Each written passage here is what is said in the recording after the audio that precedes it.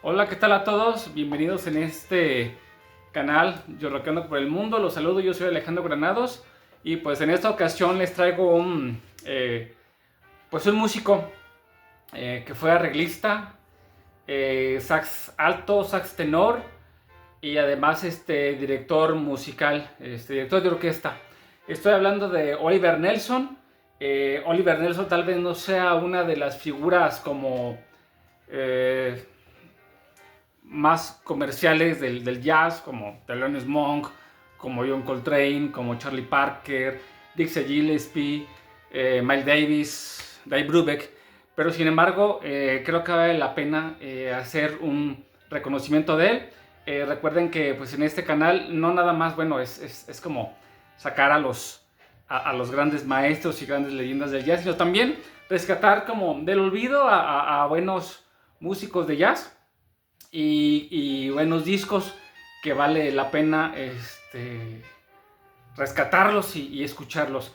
Y pues en esta ocasión les traigo, creo que es digamos que la obra maestra de Oliver Nelson, que es el blues y la abstracta verdad, que la pronunciación, bueno, es The Blues and the Abstract Truth, disco que fue grabado un jueves 23 de febrero de 1961 y lanzado por Impulse Records en agosto de ese mismo año. Y bueno, este disco es considerado pues como el mejor de Oliver Nelson. Antes de este disco ya había hecho alrededor de otros 6, 5 o 6 como solista, como encabezando su propia formación en un disco. Sin embargo, creo que este fue el que le dio más fama y bueno, este discazo pues, es elegante, para mí a lo mejor un poco adelantado. Y pues nada más chéquense la formación que tuvo. Eh, bueno, vamos por el orden que viene incluso aquí en el disco. Para empezar, la Paul Chambers, ¿no? Es un ícono, una leyenda que participó en decenas de discos, sobre todo para Blue Note Records y para otros como acompañante. Y bueno, y también tuvo algunos como líder. Tenemos a Eric Dolphy, también pues multiinstrumentalista, ¿no? Que también tendía más como al free jazz y a la vanguardia. Tenemos a Bill Evans, pues bueno, qué decir de Bill Evans, ¿no? Que cambió la forma de que se escuchaban los tríos en los años 60 en el jazz. Tenemos a Roy Haynes, esta también es una leyenda que logró incluso tocar con los padres del bebop. Y tenemos pues nada más y nada menos que a Freddie Hubbard, rematando este hermoso disco, esta maravillosa interpretación.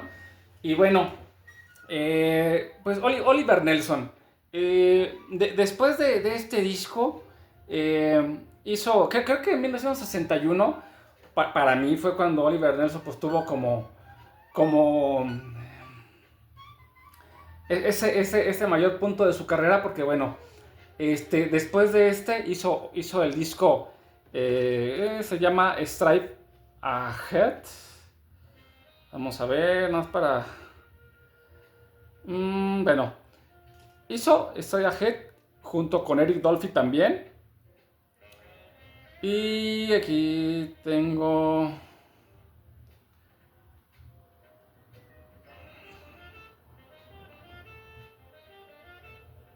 Bueno, sí se llama en español todo derecho, dice aquí, ¿no?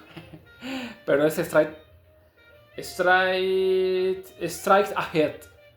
Y luego después de este disco hizo Mainstream, que también para mí es estos dos discos que hizo después de Blues and the Abstract Truth, creo que son también muy, muy importantes y en lo personal me gustan mucho.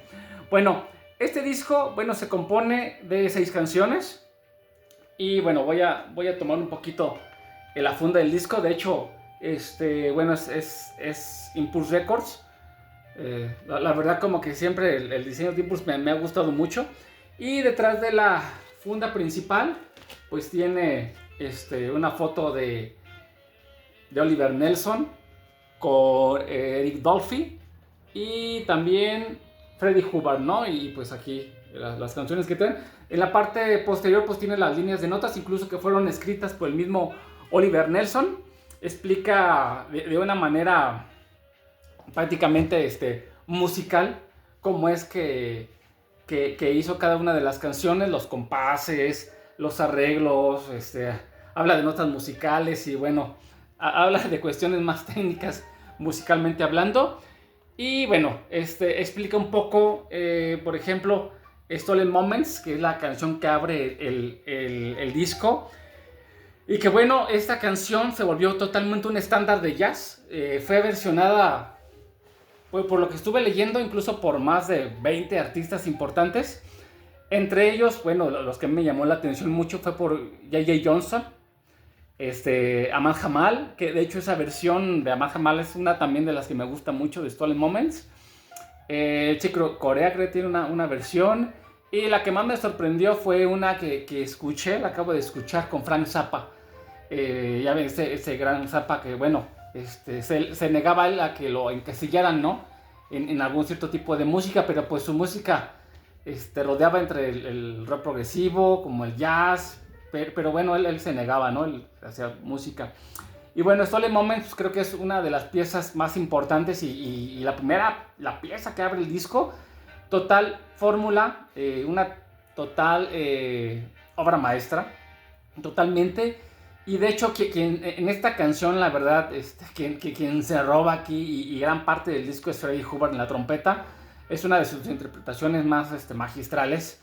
Y por supuesto Eric Dolphy, ¿no? Con su estilo muy particular, ¿no? De expresión muy, muy libre de Eric Dolphy. Creo que le dan un toque impresionante. Como un toque como ya más de vanguardia. Y bueno, en la sección rítmica pues teníamos a Ron Haynes y tenemos a Bill Evans.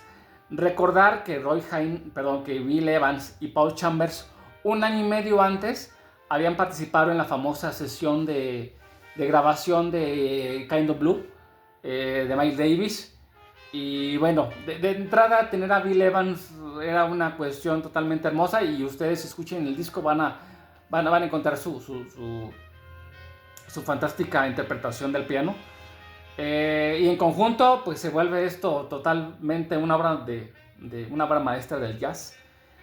Pues tiene Hold On, la segunda pieza, Cascada, la tercera pieza, Yearning es la cuarta pieza, Butch a Butch la quinta pieza, que fue dedicada a la hermana mayor de Oliver Nelson, y Tennis Blue, que fue dedicada a su hermana menor, que también era una cantante, que de hecho en las líneas dice que pues ella seguía en San Luis, Missouri, donde nació Oliver Nelson, un 4 de junio de 1932.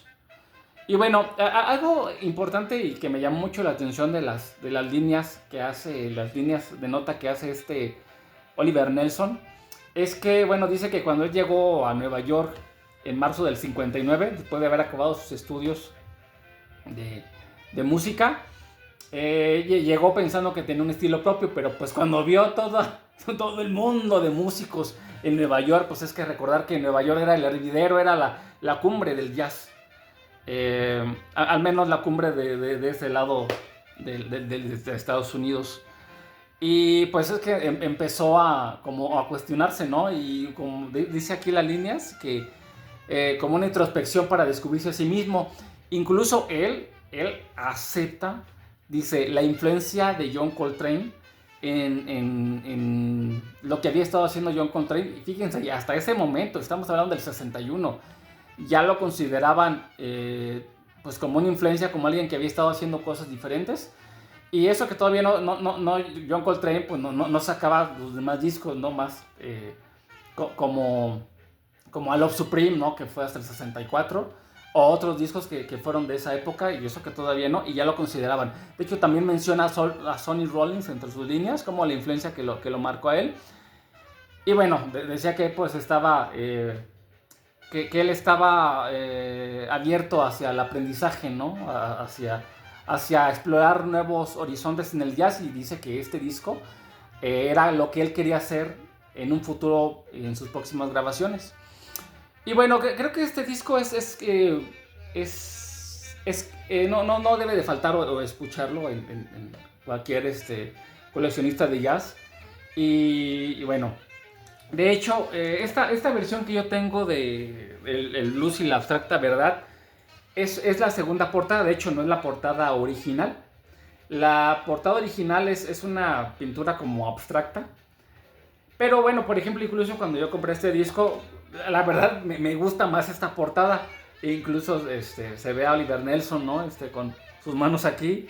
Y las letras con la mezcla de colores y los participantes en el disco. El disco original, la portada del disco original es esta.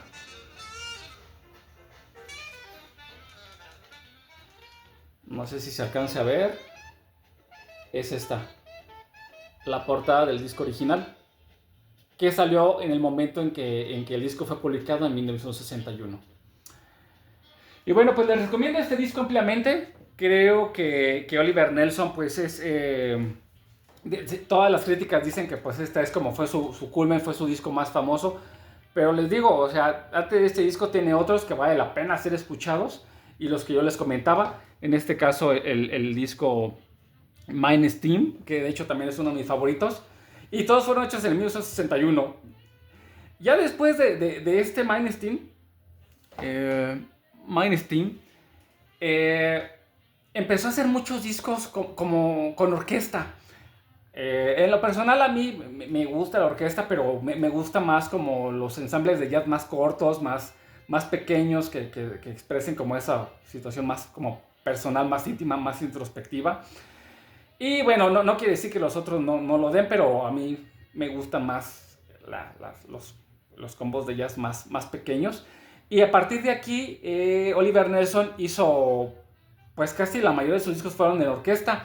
Y es que Oliver Nelson también era, bueno, aparte de ser director de orquesta, era arreglista. Y de hecho, más o menos a finales de los 60s, él se dedicó a hacer música para cine y para programas de televisión en Estados Unidos. Estaba viendo incluso La Mujer Biónica, ¿no? Es la que conocemos aquí en México. Todas las demás, pues los títulos que vi, pues no los conozco, a ver, por mi edad. No los ubiqué, pero me parece que son programas de Estados Unidos. Entonces él era arreglista, pero sin embargo siguió haciendo discos de jazz con orquestas, claro está. Y bueno, no vamos a negar su genio musical. Incluso también fue arreglista de otros músicos de jazz. Y digo, vale la pena escuchar este disco. Bueno, desgraciadamente la carrera de Oliver Nelson se vio truncada. Él falleció a los 43 años, un 28 de octubre de 1975. O sea, prácticamente joven a causa de un paro cardíaco. Derivado de una pancreatitis. Dicen que probablemente por el estrés al que se sometió, porque pues sí, parece que tenía mucho trabajo, porque aparte de arreglista, él seguía con sus giras en Europa, en África, y bueno, pues parece que tenía mucho trabajo. Lamentablemente su carrera se vio truncada. Tiene un disco, School Session, de los últimos discos, vale la pena escucharlo, lo estuve escuchando hace unos días. Una onda como funky, con toques. Esa canción, School Sessions, con una calaverita que tiene acá unos audífonos y un cable, está interesante. Un poco onda como con jazz el más eléctrico. Y bueno, pues este es The Blues and the Abstract Truth. Esta es mi recomendación del día de hoy. Les comento, pues, así como también pongo músicos de jazz famosos, también pues, hay que rescatar del olvido aquellos que también formaron parte y pusieron su granito de arena en el jazz. Entonces me despido de nuevo, soy Alejandro Granados, espero verlos pronto y en este otro episodio de Jazz Rockeando por el Mundo. Recuerden, no hay límites, no hay fronteras. Hasta pronto.